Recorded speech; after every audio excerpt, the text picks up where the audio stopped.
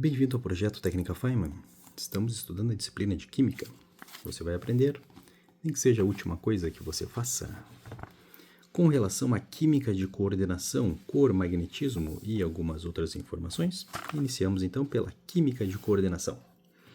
Werner estipulou as valências. As valências primárias se correlacionam ao NOx, enquanto que uma valência secundária se correlaciona ao número de coordenação. O número de coordenação é o número de átomos ligados ao íon metálico. Por exemplo, o EDTA apresenta 6 sítios de coordenação. É um átomo, um número de átomos ligados a um íon metálico. Então, ele tem um íon metálico lá com 6 átomos ligados a ele. Basicamente, é por isso que ele tem 6 sítios de coordenação. Então, perceba, nós teremos um ligante metal que atuará como ácido de Lewis. Vai receber os elétrons. E nós teremos um ligante que atuará como base de Lewis, que irá fornecer os elétrons. Basicamente é isso. Com relação a cor e magnetismo, nós precisamos dividir, estratificar os elementos químicos com relação a um campo fraco e um campo forte. Então, na presença de um campo forte, qual desses elementos se correlaciona mais com, apresenta um campo forte e quais deles apresentam um campo fraco? Nesta ordem. Então, será lá o cloro, flúor, água, cianeto. Esta é a ordem que correlaciona as substâncias entre si em relação a um campo fraco ou a um campo forte. Tá, legal. E quem tem um campo fraco tem o quê? Tem um spin alto. E todos os tetraédricos que apresentam a geometria tetraédrica possuem um spin alto, ou seja, estão relacionados a um campo fraco. E depois eles irão apresentar elétrons desemparelhados e são compostos paramagnéticos. Nós vamos estudar isso na sequência. Aguarde. Enquanto que os compostos que estão presentes, então, têm um campo forte, estão mais com relação ao campo forte, eles têm um spin baixo, que são a maioria dos quadráticos planares, a geometria quadrático-planar. Neste caso, se ele tem um spin baixo, os elétrons serão emparelhados, perceba? O emparelhamento dos elétrons não estão mais desemparelhados. Depois nós estudaremos isso nos orbitais. E basicamente será uma substância diamagnética. Então, esses são os conceitos que devemos compreender. Campo forte se correlaciona com spin fraco. Se o spin é fraco, os elétrons estão emparelhados e ele é diamagnético. Se o campo é fraco, o spin é alto. E se o spin é alto, os elétrons estão desemparelhados e é uma substância, um elemento paramagnético. Agora vamos aos exemplos. Por exemplo, o nitroprussiato de sódio e depois estudaremos a ferroporfirina. Perceba, nós estamos falando da química de coordenação. É isso, só temos um elemento, um ligante metal, que atua como um ácido de Lewis e está recebendo elétrons dos ligantes, que são as bases de Lewis. Então, o ligante metálico recebe os elétrons das bases de Lewis. Ah, legal, muito legal. Mas e aí? E aí que nós temos aqui um nitroprussiato de sódio. É essa substância gigantesca. Precisamos compreender que o sódio ele é mais 1. O ferro, não sabemos. O CN é menos 1. E a substância aqui, NO, ele é 0.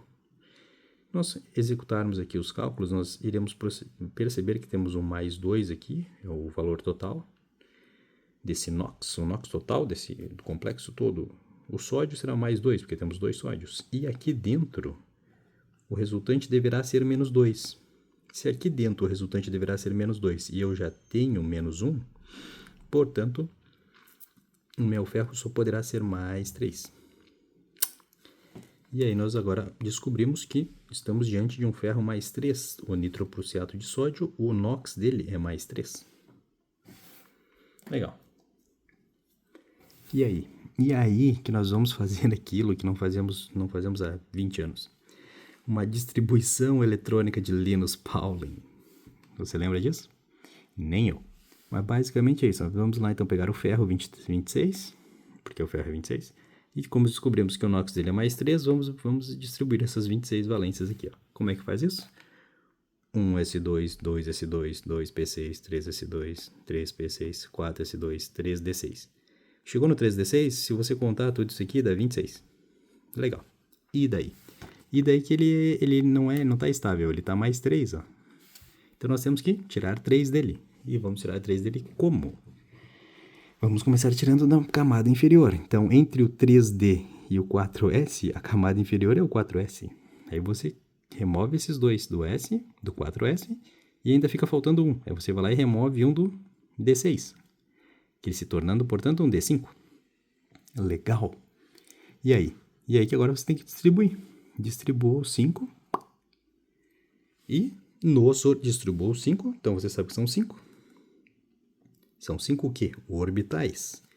E depois você vai lá e distribui nos orbitais. Desta forma. Quem são os orbitais? São D em relação ao XY, D em relação ao YZ, D em relação ao XZ, o DZ ao quadrado e o DX quadrado menos Y quadrado. Estes são os orbitais. E aí você tem que emparelhar eles agora. Aí nós vamos voltar lá àquele estudo inicial de cor e magnetismo, campo fraco, campo forte, spin, whatever.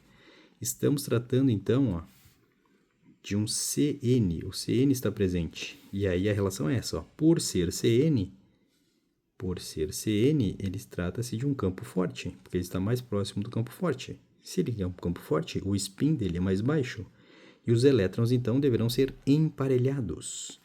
Então, os 5 elétrons que você tem aqui para emparelhar nos orbitais deverão ser emparelhados. E aí você o emparelha. Põe 1, 2, 3. E agora, em vez de botar lá em cima, não, você tem que emparelhar. Você põe embaixo. 1, 2. Fechou 5? Fechou 5. Feito o carreto. Basicamente é isso. Esta é a relação de campo forte, spin baixo e elétron emparelhado. E como que eu sei isso? Dependendo da substância que estiver compondo o composto como um todo. E com base nesta régua aqui, ó, nesta relação. Um outro exemplo é a ferroporfirina, M. Nesse caso, estaremos diante de um tetracoordenado tetraédrico. Resumidamente, teremos um caso de ferro não mais 3, mas dessa vez mais 2. Se ele será mais 2, ele continua sendo ferro 26, vamos lá. 1s2, 2s2, 2p6, 3s2, 3p6... 4s2, 4d6. Legal. E agora eu tenho que tirar 2. Tirar 2 de onde? Do orbital menor. É do orbital 3D? Não, é do orbital S. Aí você começa pelo S, então. Você tira do último orbital lá. S. Legal. E aí sobrou quantos dessa vez? 6. Aí você põe 6. 1, 2, 3, 4, 5, 6. Legal. E aí nós temos que agora dividi-lo novamente nos orbitais. E vamos lá a regra. Por ser tetraédrico, perceba, tetracoordenado tetraédrico. Todos tetraédricos terão o quê? Um spin alto, estarão relacionados a campos fracos, apresentarão elétrons desemparelhados. Dessa vez eu não tenho a substância propriamente dita nesta reguinha, mas eu tenho a informação que todos tetraédricos compõem este lado aqui. Por ser tetraédrico, terá um campo fraco.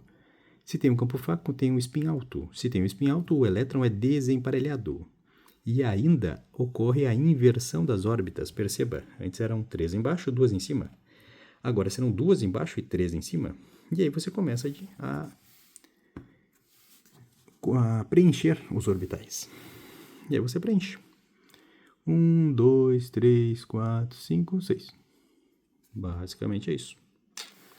Este é o estudo da química de coordenação, com relação à valência primária e secundária, principalmente a secundária que se refere ao número de coordenação.